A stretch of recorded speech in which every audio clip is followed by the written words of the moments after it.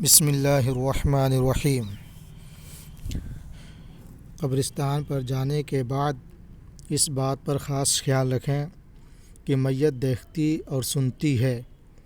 قرآن کریم اور حدیث پاک سے ثابت ہے کہ میت اپنے زائرین کو دیکھتی ہے اور ان کا کلام سنتی ہے، اور مردوں کا سننا قرآنی آیات اور احادیث کریمہ سے ثابت ہے۔ چنانچہ حضرت شعیب و صالح علیہم السلام نے عذاب یافتہ قوم کی لاشوں کو مخاطب فرمایا۔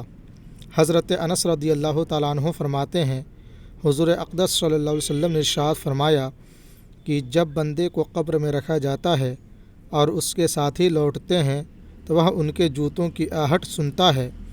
یہ حدیث پاک سماع موتیٰ مردوں کے سننے کے لیے نص صریح ہے۔ نیز حضور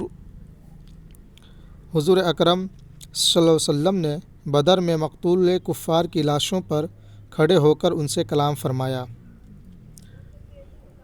سوال: قرآن پاک میں سماع موتیٰ کی نفی ہے، چنانچہ قرآن پاک میں آیا ہے اِنَّکَ لَا تُسْمِعُ الْمَوْتَىٰ، یعنی تم مردوں کو نہیں سنا سکتے۔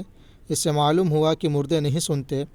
اس کا جواب یہ ہے، جن آیتوں میں سماع موتیٰ کی نفی ہے یعنی مردے نہیں سنتے، وہاں مردوں سے مراد دل کے مردے یعنی کافر مراد ہیں، اور سننے سے مراد قبول کرنا ہے۔ اسی لیے جہاں قرآن کریم میں اللہ تعالیٰ نے یہ ارشاد فرمایا ہے کہ اِنَّکَ لَا تُسْمِعُ الْمَوْتَىٰ، یعنی تم مردوں کو نہیں سنا سکتے، وہاں ساتھ میں یہ بھی فرمایا ہے وَإِن تُسْمِعُوا إِلَّا مَن يُؤْمِنُ بِآيَاتِنَا، یعنی تم صرف مومنوں کو ہی سنا سکتے ہو، جس سے معلوم ہوا کہ وہاں مردوں سے مراد کافر تھے۔ امام جلال الدین سیوطی رحمۃ اللہ علیہ نے فرمایا، میت اپنے کفن دینے والوں، نماز پڑھنے والوں، اٹھا دینے والوں اور دفن کرنے والوں کو جانتا اور پہچانتا ہے۔